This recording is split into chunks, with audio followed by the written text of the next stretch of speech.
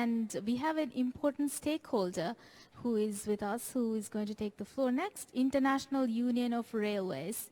I now recognize International Union of Railways. Yes, hi. Lucie Anderton here, representing International Union of Railways, the Global Association for Railway Organisations. Thank you for giving me the floor. Thank you, Madam Chair, and good afternoon, Your Excellencies and distinguished delegates. We really welcome UIC the conversation today, focusing on sustainable transport, as it's been a long time since we talked about this in this forum. And it's been really exciting to hear all about public transport and active travel really being a part of the agenda today. Because we believe that sustainable transport really is needing a change of paradigm. Because if we really need a transition away from fossil fuels, the only possible way is to prioritise solutions that avoid the need for motorised transport and a shift towards more sustainable modes. And today, rail accounts for about 8% of global transport traffic, but less than 2% of the emissions. And so you can see how it's really an efficient way.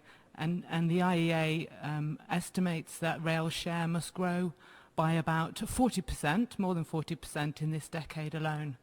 But cumulatively, this could save something like 460 megatons of CO2 emissions in that. So really combining that with other forms of public transport, with walking, with cycling, we can really make a difference, especially in our cities, to make them more livable, equitable, reducing the road fatalities we've been talking about today, as well as freeing up space, air quality, etc. So at UIC we see some key enablers that we'd like to raise today to help support the expansion of rail. We see the importance of having, firstly, specific targets within the NDCs and at every level within governments and locally to target the expansion of rail and public transport and increase public active travel as well.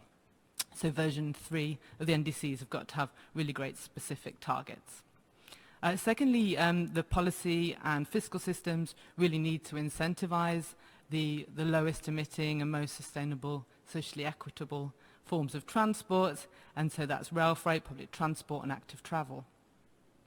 And thirdly, investment, so climate finance to expand and better connect public transport and rail freight to modernise networks, especially for those landlocked countries and lower income countries.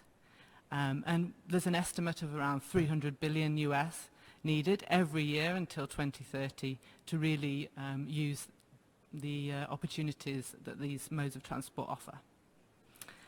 So UIC welcomes this focus today, as I say, especially the annual November 26th celebrations and the decade of action we have ahead. And you can count on UIC as part of the international cooperation on sustainable mobility to fully engage in those activities, and we'll be here to bring that voice of rail as a climate solution. Thank you.